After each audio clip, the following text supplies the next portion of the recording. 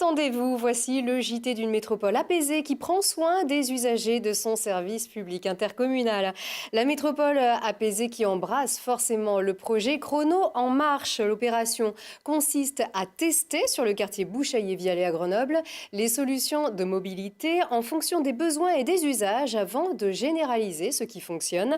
Dernière réalisation en date, cette structure en bois qui ressemble plus à une œuvre d'art qu'à un banc et pourtant cette vague de bois est bien destinée à recevoir les usagers de la ligne C5 à l'arrêt C'est moi. Un banc multi-usage imaginé par un groupe d'étudiants de l'école d'architecture de Grenoble, piloté par le directeur du laboratoire digital RDL, Philippe Livenot. 20 personnes peuvent y prendre place en attendant le bus ou non. Les précisions au micro de Charlotte Faulkner. C'est vrai que cette forme-là, elle permet en fait de séquencer le trajet, c'est-à-dire que séquencer le banc de façon à ce qu'on y trouve plusieurs assises, donc des assises normales, confortables, mais aussi des positions où l'on peut se tenir debout, appuyé contre le banc, et aussi à des endroits où l'on peut s'allonger, attendre le bus, voilà, dans une temporalité assez courte. Les architectes, on a plutôt tendance à faire la course un peu tout le temps. On n'a pas souvent suffisamment de temps. Mais là, on a fait un travail en amont qui était assez poussé. On a préfabriqué chaque élément par des morceaux de 1 mètre que l'on a ensuite fixés. La plateforme en bois a été préfabriquée en atelier. Donc tout s'est très bien déroulé, on a mis le temps qu'il fallait, c'était tout à fait prévu. Et évidemment, par contre, après, il y a quelques imprévus qu'il faut corriger sur site. Et ça, c'est toujours le cas lors de réalisation.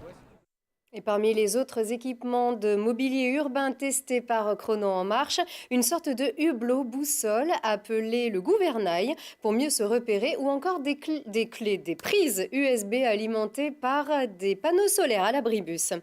Les bancs du tram, eux, sont plus classiques pour le moment. En tout cas, ils peuvent désormais servir à réfléchir davantage avant de monter dans le tram sans titre de transport. Fini les excuses bidons, les contrôleurs ne laissent plus rien passer. Ils sont de plus en plus nombreux et surtout, cela va vous en coûter bien plus cher. Et oui, la CEMITAG a décidé de sévir sévère pour lutter contre la fraude. Mathias Araez a suivi les contrôleurs dans le tram. Chaque année, la CEMITAG chiffre à 2 millions d'euros ses pertes à cause de la fraude. Face à un phénomène ayant pris des proportions beaucoup trop grandes, la Société des transports en commun à Grenoble a décidé depuis 1 an de changer ses méthodes. Nous avons mis un peu des bouchées doubles pour faire en sorte que les contrôles soient plus fréquents, plus rigoureux. Quand aujourd'hui vous bloquez une rame complète avec une vingtaine ou une trentaine de contrôleurs et que toute la rame est contrôlée, ça change la donne. Et on a vu qu'on avait un beau taux de réussite. Alors, on est à moins de 11% de taux de fraude, alors que les autres raisons sont entre 12 et 13%.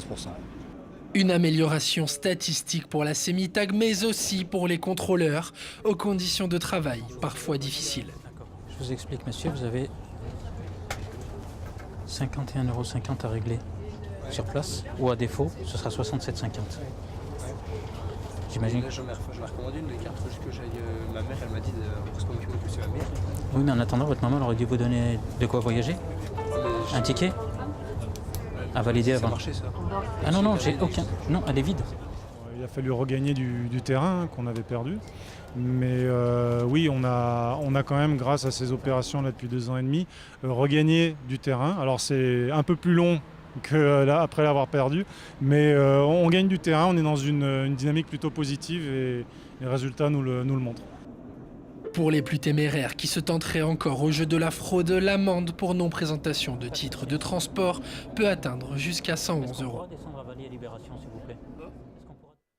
Ce renforcement des contrôles est effectif depuis le 20 octobre dernier. Il vous en coûtera 111 € si vous attendez plus de 11 mois pour payer votre amende.